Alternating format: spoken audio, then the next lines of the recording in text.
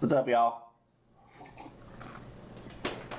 ALEC Baldwin recently did an interview. His side of the story. So,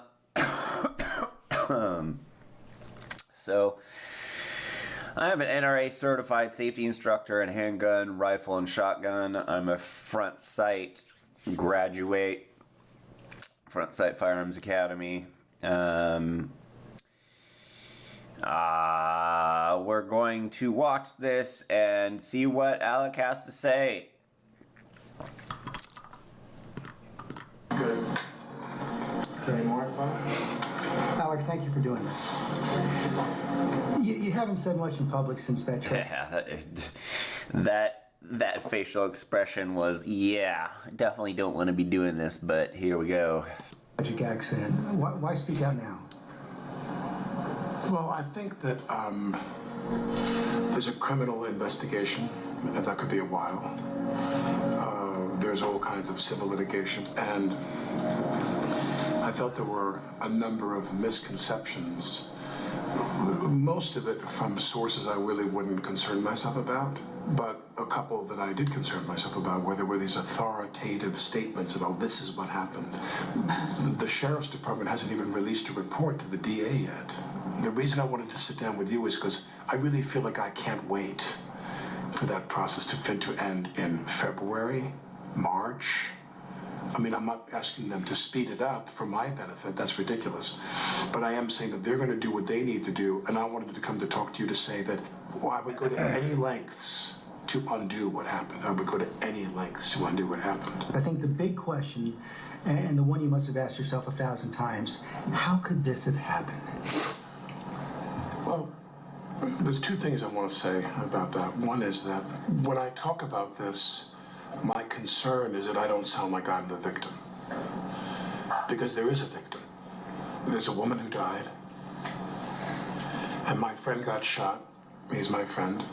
And she was a new friend. I met her and we worked together on some of the mapping out of what we were going to do on the film, which, you know, in the movie terms, if you go make a movie with Scorsese, you and the DP don't sit down and they solicit your ideas of how to make the film. You know what I mean? In the case of Helena, we sat down collaboratively and talked a lot about what we wanted to do in that a precious amount of time we had. But I want to make sure that I don't come across like I'm the victim, because we have two victims here. And the second thing is that all of what happened on that day leading up to this event was precipitated on one idea, and that is that Helena and I had something profound in common. And that is, we both assumed the gun was empty, other than those, dummy rounds. I want to get in.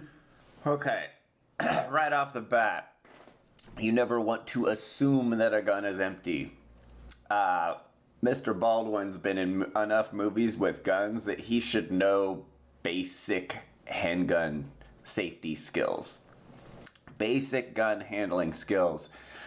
Like, you'd have to literally purposely, willfully ignore handgun safety tips from, like, he's been around many armors, and I've been around armors. I live in Los Angeles. I've worked in the music and movie, music videos and movies.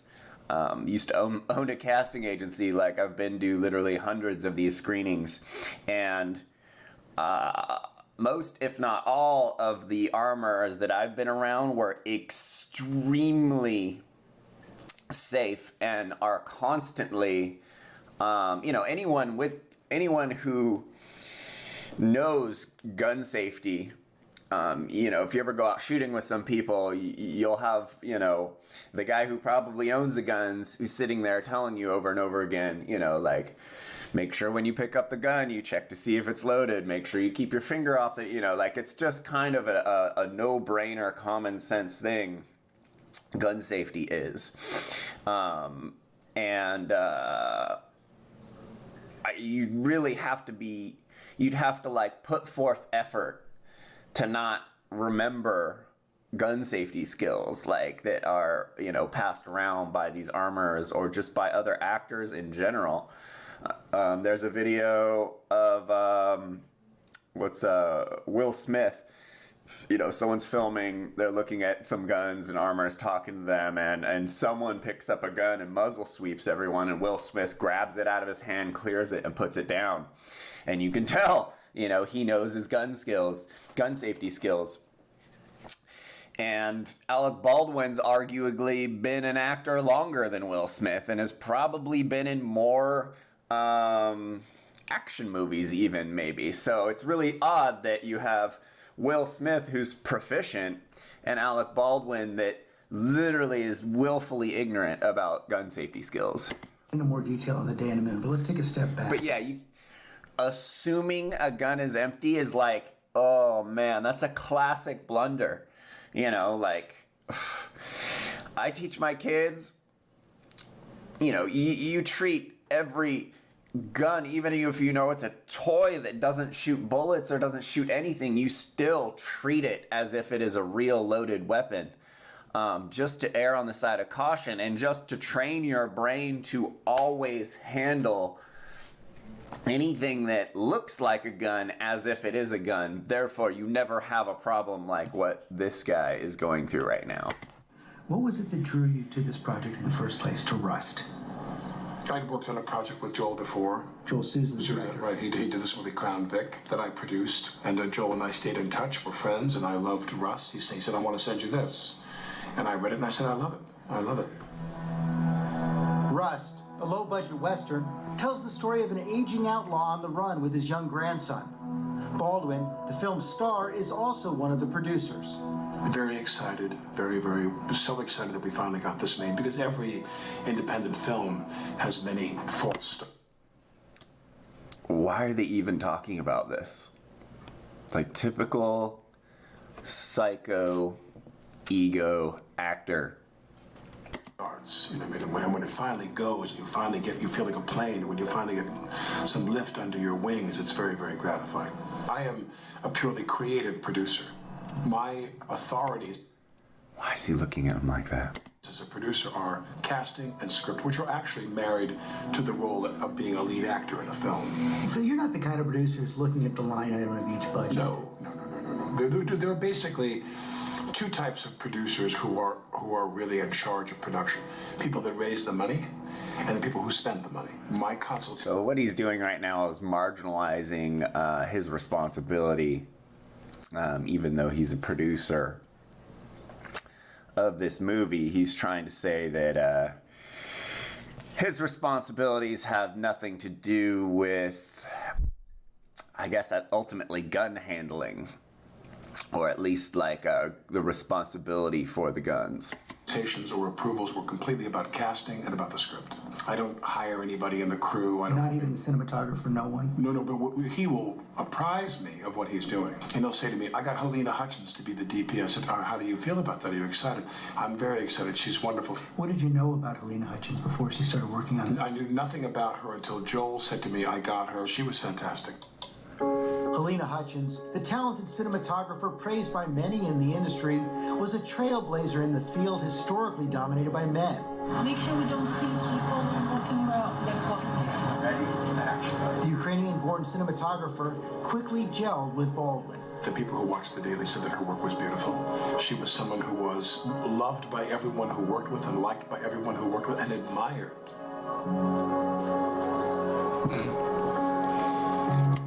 Jeez. So,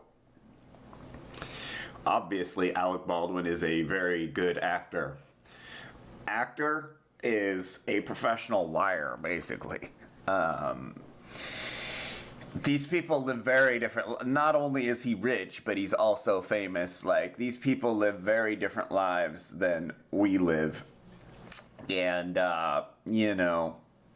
Alex knows how to cry, make it look convincing, and that was the perfect little cue for him to start crying. This clearly, feels really, rehearsed, obviously. Him and his lawyer rehearsed a lot of this, and, this is just kind of... Oh, boy.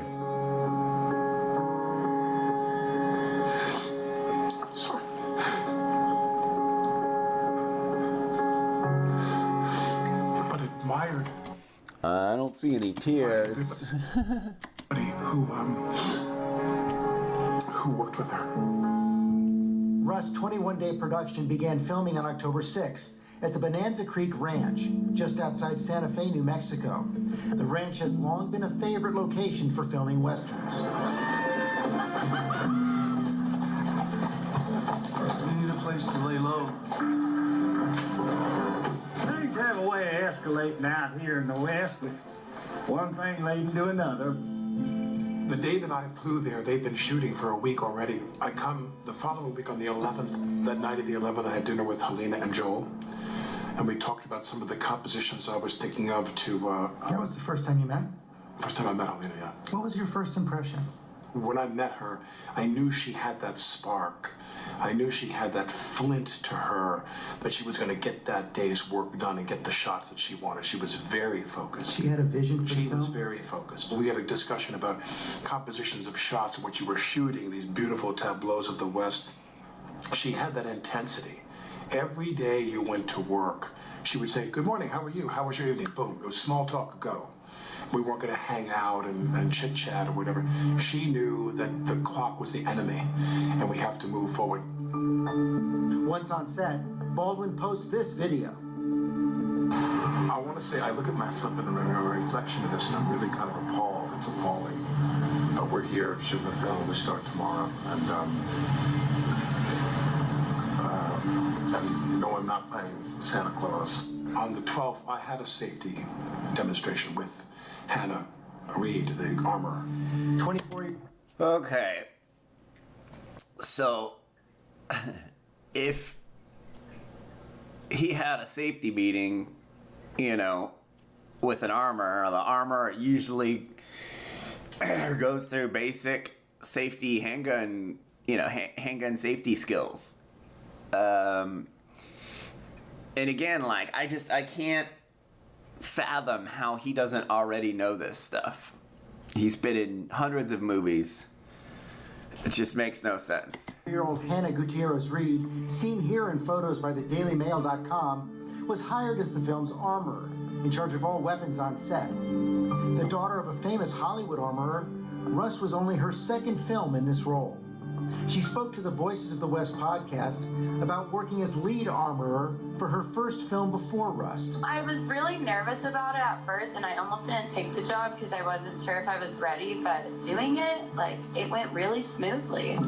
We spent an hour and a half shooting the pistol, her giving me all her safety instructions. Did you think she was up to the job? I assumed because she was there and she was hired, she was... So he just said, she gave me all the safety instructions.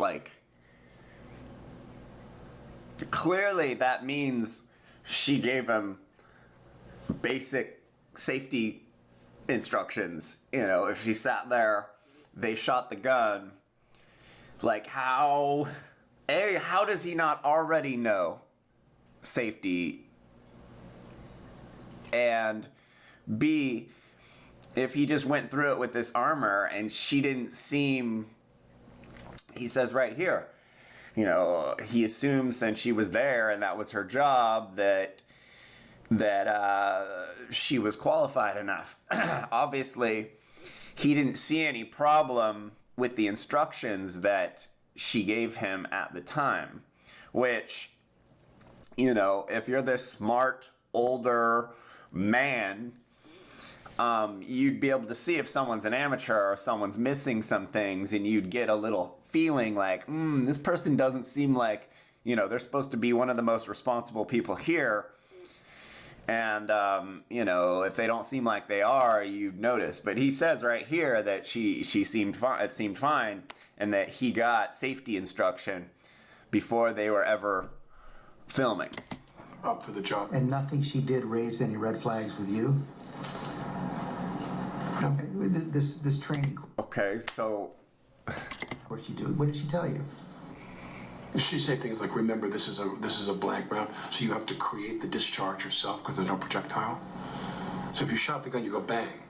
When we roll the camera, you got to go bang and have the gun snap back. You have to create that. She would give you little tips about firing And she'd say to you, when we're done, point the gun down. When we're done, you give the gun to me or to Halls, only those two people. Dave Halls was... Okay, so I've seen plenty of armors. You never, ever give a gun to anyone but the armor. That's their job. They are solely responsible for the guns.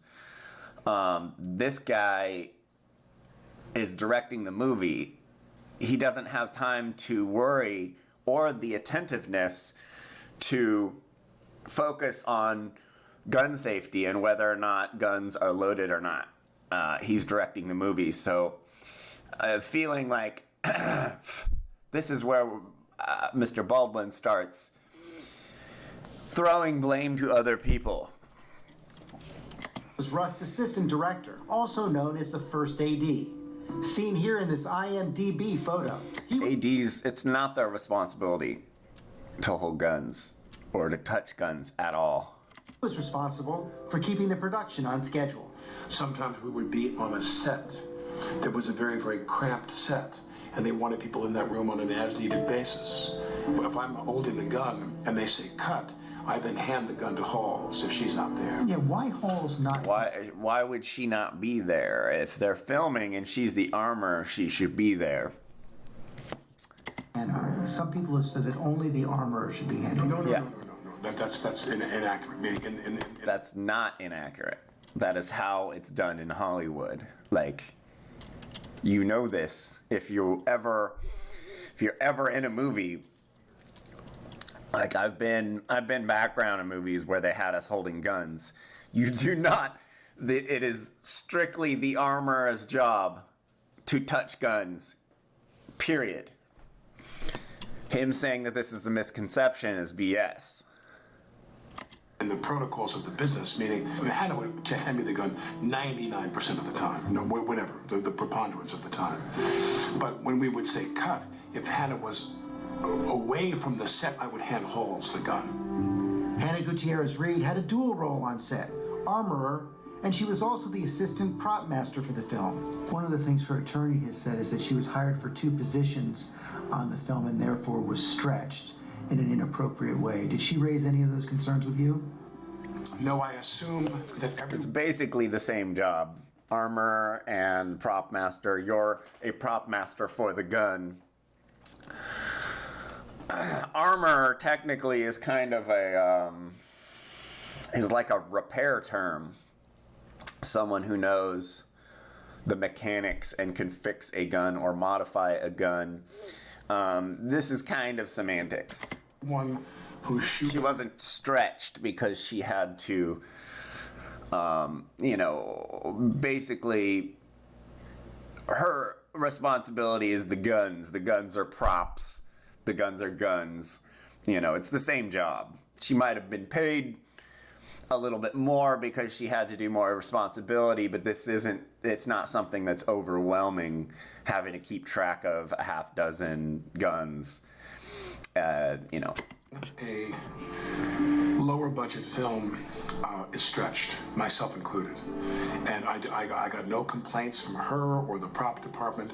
I'm not sitting there when I'm getting dressed and ready to go do a scene saying, oh my God, the prop woman seemed very harried today. I didn't get a sense of that from any of the people on the film. The first time I heard that there was any problem with anybody in the crew of the film was when Luber said, well, we have some issues here. Lane Looper, the first camera assistant, would email production managers a resignation letter later that night, citing safety concerns. Quote, during the filming of gunfights on this job, things are often played very fast and loose. So far, there have been 2 accidental weapons discharges. He also wrote about concerns about reasonable rest and housing for local crew with long commutes to the set. When he quit, now, the day before that happened, we wrapped. And he came up to me and he said, thank you for the position you've taken on behalf of IATSE and the union on social media. I said, my pleasure. This photo, posted by Helena, showed the cast and crew in solidarity with IATSE, the International Alliance of Theatrical Stage Employees, which had been on the verge of a strike. And ALEC posted this on Instagram. And I want to say to the people in IATSE, do what you need to do. You want to go on strike? Go on strike. Because I'll tell you something about the executives. They don't give a about you. He said, because we have some issues here. I said, such as? And he said, my men need a better hotel room. There was no mention of safety issues. He didn't say anything about the accidental discharges on set? He didn't say anything about anything else. He goes, my men need better hotel rooms. I said, I'd like to know if the discharges were of blanks or real bullets, because real bullets shouldn't be anywhere near a film set. That's kind of common knowledge on these film sets. If real bullets are for some reason being used, this is using real bullets in a movie is like hasn't happened in 80 years probably, there's no real reason to need real bullets in the times of CGI, and they have guys with paintball guns that shoot little sparky paintballs that you don't need real bullets. So when this guy says accidental discharge, that could be they're in between a scene and they have prop guns with blanks in them, and someone shot it off in between the scene. I don't know if the negligent discharge he's talking about is a real bullet. If they had 2 NDs with real bullets on a film set, that's absolutely batshit insane. If those were real bullets being fired accidentally, because that means that people are walking around with real bullets in guns on a film set, which is unheard of. So I have a feeling they're talking about that there was negligent discharge with prop guns, not with real bullets, but they aren't clarifying that. Well, we're leaving, we're wrapping. Will you be here tomorrow? He said yes. Because what I was about to do, which I've done on any number of films and TV projects, was to give more of my salary back to the production to pay for X. And I was about to say to him, let me know what it would be to B&B you guys in a house that's closer to how we can address your problem. I will be happy to contribute to that. The next day they were gone. So you had no sense from anyone on the set that people had been stretched to the point where safety was compromised? No. I never heard one word about that. None. Rust producers told ABC News Mr. Looper's allegations around budget and safety are patently false, which is not surprising, considering his job was to be a camera operator and he had absolutely nothing to do with or knowledge of safety protocols or budgets. Safety is... Well, the dude was complaining because the hotels were 50 miles away from the spot that they're filming, and that's a lot of driving to do when you're supposed to be on a set at 4 a.m., so I get that. So he might have thought they might have been a budget issue because they couldn't get something closer. And if you're a camera operator on a set and you see not safe gun handling going on, that's common sense. That doesn't mean because he's a camera operator he can't see that there's safety issues going on. They're kind of throwing this dude under the bus. But this dude seems like he had reasonable claim to that sketchy stuff going on. It's always the #1 priority on our films. When people say cutting costs, I don't say this with any judgment or any cynicism. Spielberg wants to save money. Tom Cruise wants to save money. Everybody who makes movies has a responsibility not to be reckless and careless with the money that you're given. Those are men who make movies that cost $205 million. And I'm making movies that cost $5 million or The question, though, is were costs being cut at the expense of safety and security? In my opinion, no, because I did not observe any safety or security issues at all in the time I was there. Thursday, October 21st, Baldwin posts a photo of himself in costume on Instagram. Back to in person at the office. Blimey, it's exhausting. That morning, Looper and 6 other crew members walked off the set. Filming continued with a replacement camera crew. Scene 118 in the church was slated for after lunch. Everybody there was having a positive experience. People who are watching this show, Doesn't sound like it. or people who back home, you have no idea how unique an environment a motion picture set is. It's kind of, there's an instant familiarity. The amount of care, these are people who are professionals who have really good jobs in a field they love. And I looked at all these people and I see how hard they work. They're so hardworking and they're so conscientious. And you're around and you're part of one of the Fake crying. great collaborative processes in the world, movie making. Everyone moving like a watch to get everything done. And when you kind of, I don't make that many movies anymore because movie making demanded that I travel. And I didn't want to leave my family. All these movies I made, I stayed home. I didn't want to go. If I went away for a week. To leave my family for 4 weeks and go shoot this movie, that was a big deal. And I'm sitting on this pew. And so help me God. I sat on that pew right before they called lunch. And I said, this movie has made me love making movies again. What does any of this matter? It's like self-absorbed, typical psycho I actor. used to love to make movies. I did. You know,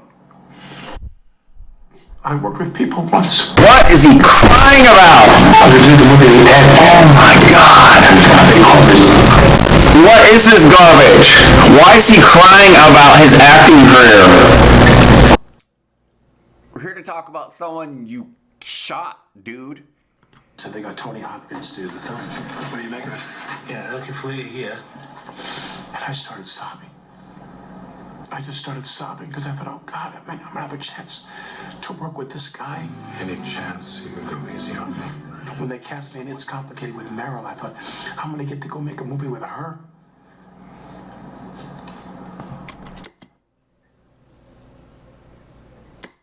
This is worse than I thought. You know, sorry. You know, people, they have their dreams. No matter how old No tears. you are, you have your dreams of people you want to work with. Literally. I feel like the camera guy is focusing in on his eyes to show that he's not crying. And this movie made me love making movies again.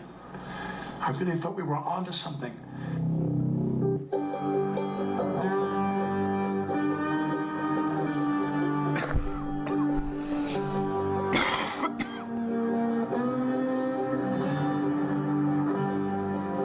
It was the 12th day of their 21-day shoot. That day, I did exactly what I've done every day on that movie. Baldwin was preparing for his next scene, a shootout inside this wooden church.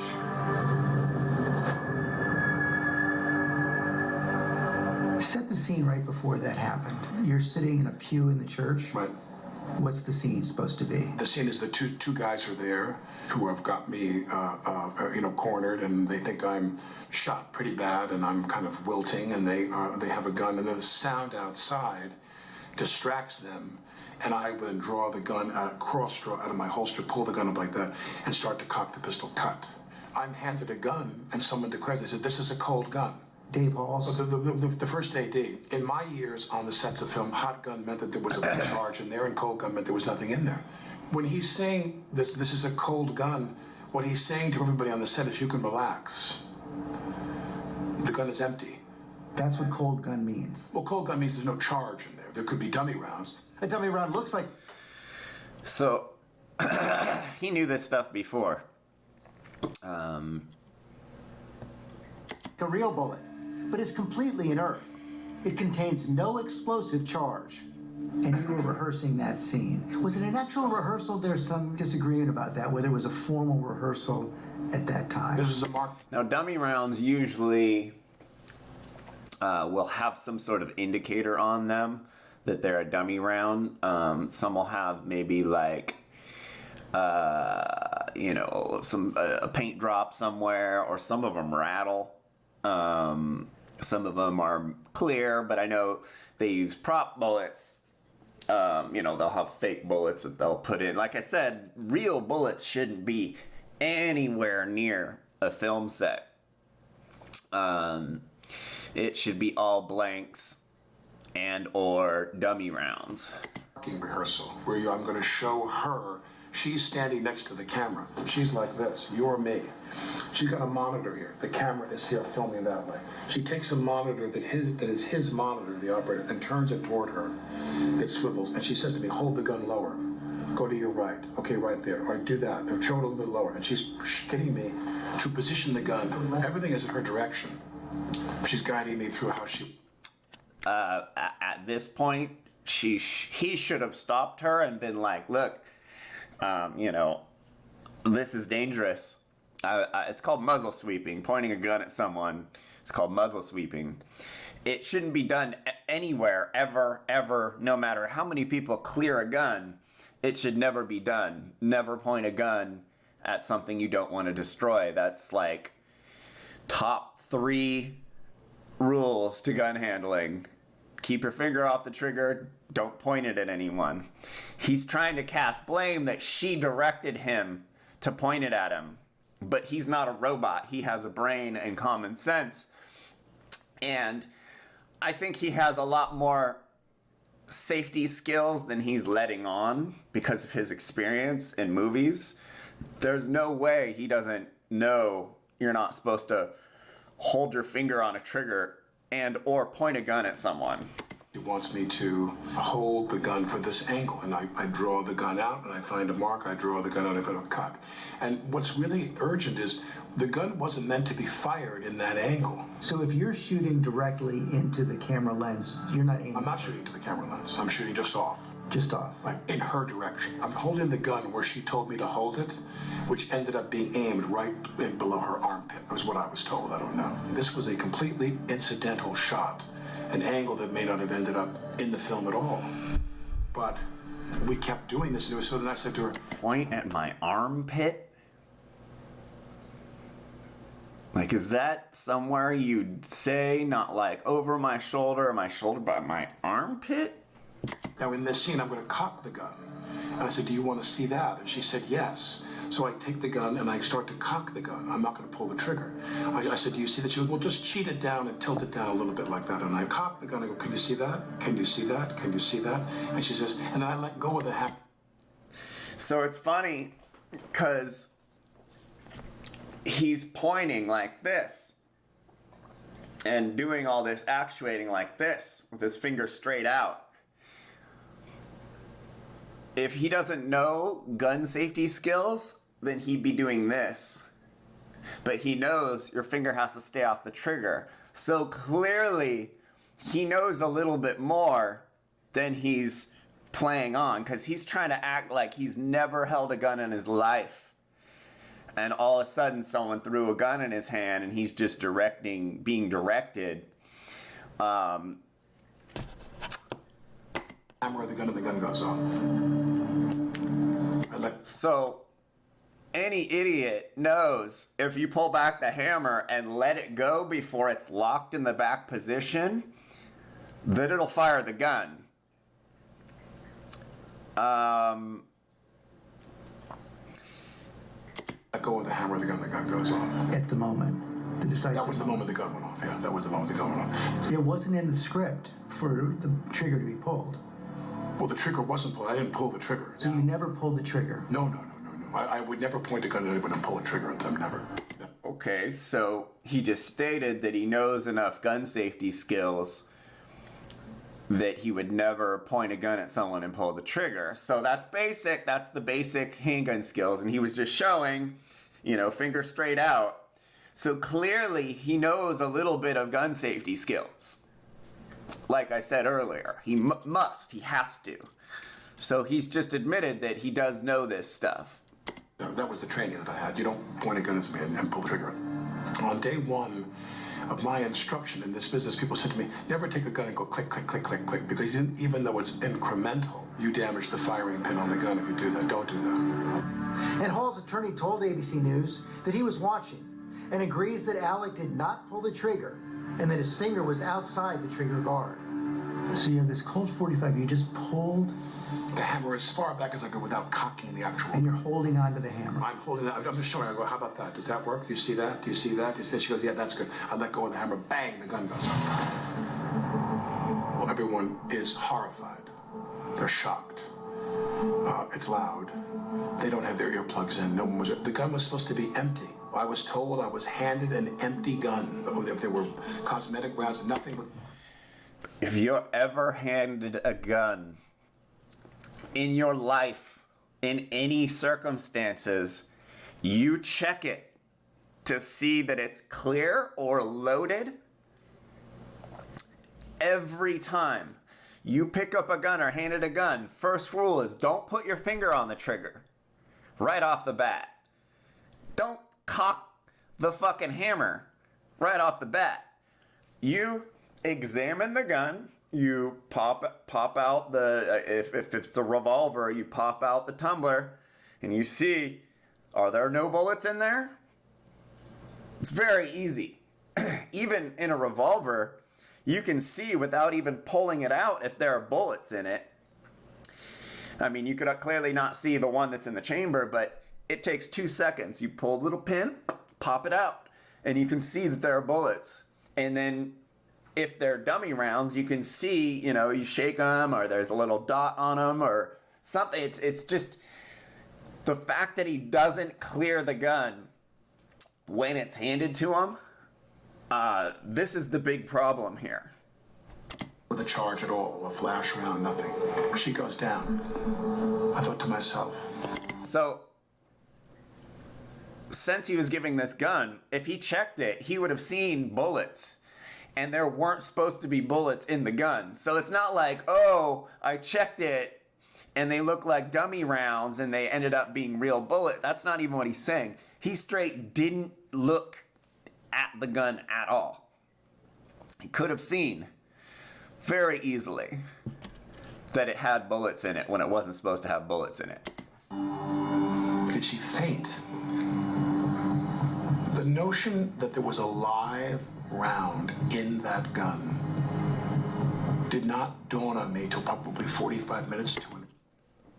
This is ridiculous that he would say that. So he was pointing a gun at someone, it fired, and he didn't understand that he shot them for 45 minutes?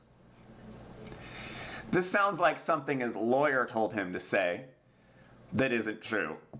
An hour later. 45 minutes to an hour. Well, she's laying Yeah, there. you see that dude's reaction? What are you talking about? If you shoot someone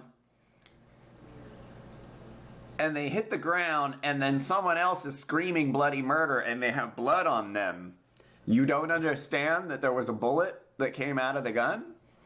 And I go, did she get it by wadding? Was there a blank? Sometimes. How does he know there's wadding in some guns if he has no clue about handgun safety? Those blank rounds have a wadding inside that packs, it's like a cloth that packs the gunpowder in. Sometimes wadding comes out and can hit people and it can feel like a little bit of a poke. But no one could understand, did she have a heart attack? Because remember, the idea that someone put a live bullet in the gun was not even in reality. Did you go up to her or did you back I went away? up to her and then we were told to get out of the building. We were forced to get out of the building. The medics came in. I mean, I stood over her for 60 seconds and she just lay there kind of in shock. Was she conscious? My recollection is yes. Wouldn't this be the point you were crying? Like talking about standing over your colleague who you just killed? Wouldn't this be where you're crying, not when you were talking about acting? 911, what's the location of your emergency? We need an ambulance out at Bonanza Creek Ranch right now. We've got 2 people shot on a movie set accidentally. I'll connect you with medical dispatch. Don't hang up. Director Joel Souza is also wounded. His shoulder hit by the same bullet that traveled through Helena. When she went down, he went down and he was screaming really loudly. And I thought, what is he screaming? What happened? So was it loaded with a real bullet or one? I cannot tell you that. Okay. We had 2 injuries from a movie gun shot. Okay, we're getting him out there already. Just stay on the phone with me. Thank you. Within 15 minutes or 20 minutes after that, the police arrived and took the church set and put the crime tape around it, the yellow tape, and forced us all to the perimeters of the parking area where we sat and waited. She was in the church, and she was not taken out of the church for quite a while. In the aftermath, there was chaos and confusion. But nobody told you what happened? No. It wasn't until I was in the police station, hours later. I mean, it was like seeing aliens. It was utter disbelief over the idea. It was unacceptable, the idea that it was a live round. And finally, Why is he not crying here? This dude's. the police officers, at the conclusion of my interview, I was there for like an hour and a half or so, she takes her phone and she slides it across to me. She says, "That's what came out of Joel's shoulder. A 45 caliber slug. It was a real bullet." Had you known that Joel had been hit? No one had any idea until that police officer, that sheriff's officer, said to me, "This is the How is this possible? slug, 45 caliber slug they took out of Joel's arm." And then the kind of insanity-inducing agony of thinking that someone put a line. How did they pull the bullet out of his arm 45 minutes later? They already had a picture of the bullet in his arm. That seems a little weird. Bullet in the gun. Alec Baldwin, unscripted. This is definitely scripted.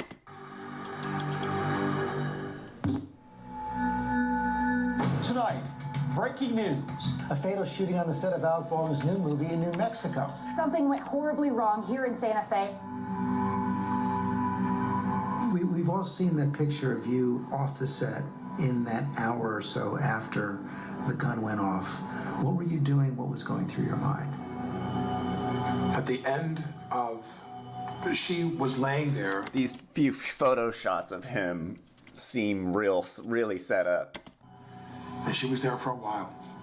Like he's like, take a picture of me, and then he's like acting like he's distraught. I was amazed at how long they didn't get her in a car and get her up, but they waited and a helicopter came. And by the time the helicopter took off with her and literally lifted off, we were all glued to that process outside.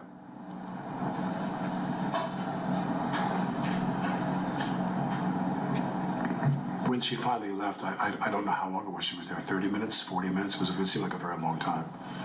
But they kept saying, well, she's stable, like nobody, just as you disbelieved that there was a live round in the gun, you disbelieved that this was going to be a fatal accident. So you didn't know exactly how serious it At the was? very end of my interview with the sheriff's department, they said to me, "We regret to tell you that she didn't make it, she died." They told me right then and there. And that's when I went in the parking lot and called my wife to talk to my wife. Shock and grief. Helena's husband, Matthew, posted a tribute to Helena. Helena inspired us all with her passion. Loss. Her husband comes to town. Her husband, Matthew. And I met with him. And there's I'm like, in typical psychopath fashion, he feels like he has to control the narrative, basically, with the family. And again, like, really set up looking. And he was as kind. They just happen to have people there with cameras to take pictures, like, as you could be. What can you possibly say to him? I didn't know what to say. He hugged me and he goes like, "I suppose you and I are going to go through this together," he said.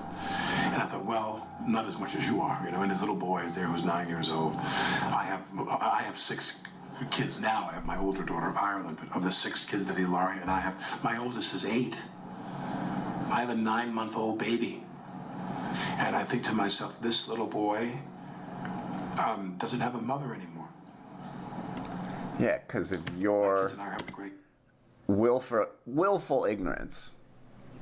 Alec Baldwin, severely anti-gun hypocrite. It's anti-gun, but shoots guns in movies all the time. time, right until my wife walks in the room, and then I become invisible. My kids all go and they jump on top of their mother. And this boy doesn't have a mother anymore. And I don't do anything I can to cooperate. I swear to God, every time he acts like he's crying, you can see the camera guy adjust in on his eyes to show that he's not crying. Genius. Hero. In the aftermath of the shooting, a torrent of criticism. The first thing you do when you pick up that gun is you make sure that it's never pointed at anybody. Exactly. Make sure that it's empty. That an AD handing you a gun and saying it's cold isn't the same as several people showing you an empty gun. If I were holding that gun, I would have checked it, wouldn't you? Mm-hmm. People said to me, I got countless people online saying, you idiot, you never point a gun at someone. Well, unless you're told it's empty, and it's the director who's instructing you on it. Never point a gun at someone. Never point a gun, if ordered, at someone if you haven't cleared the gun. Never point a gun at someone.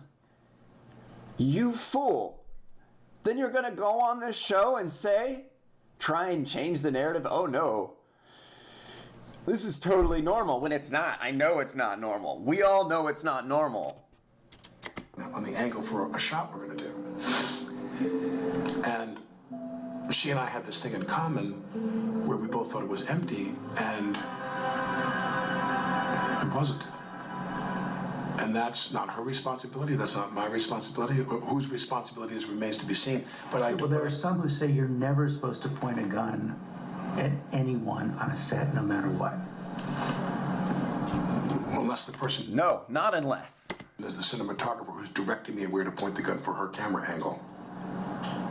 That's exactly what happened. That day, I did exactly what I've done every day on that movie. Which is what? Which is that there's an armorer there, and that word is new to me.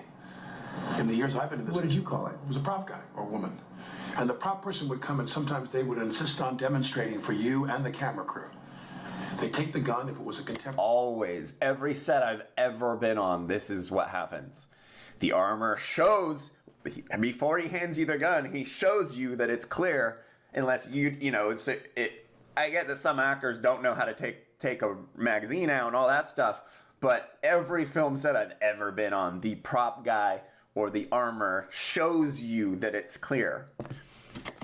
They don't just tell you it's clear and hand it to you. That's major BS. They show you the chamber, they show you the clip, they say, the gun is cold. It's not a clip, idiot. Look and go, thank you. And magazine. In the 40 years... Sometimes that would happen. Not all the time. Well, but no, sometimes they wouldn't demonstrate to me. Some insisted on demonstrating. They would do the demonstration for everybody there right before we rolled the camera. Or rehearsed. Then there were others who they didn't do that because I trusted them to do the job. And again, this is not just me pointing a gun at somebody else, people pointing guns at me. Well, I've gotten shot and killed in films before where people had to shoot a flash round at me, and I trusted them to do their job. And in the 40 years I've been in this business, all the way up until that day, I never had a problem. How many times do you think you handled a gun in those 40 years? Oh, God, I don't know. Hundreds. What amazes me is how many rounds of bullets do you believe have been fired on the sets of movies and TV shows in the last 75 years? Millions. Right. It could even be above 1 billion. Millions and millions. You've had hundreds and hundreds of millions of bullets fired on the sets of films and TV shows, and 4 or 5 people were killed. Now those deaths are tragic and abhorrent, and believe me, I would do anything in my power. I would do anything in my power to undo what was done. I don't know how that bullet arrived in that gun, I don't know. But I'm all for doing anything that will take us to a place where this is less likely to happen again.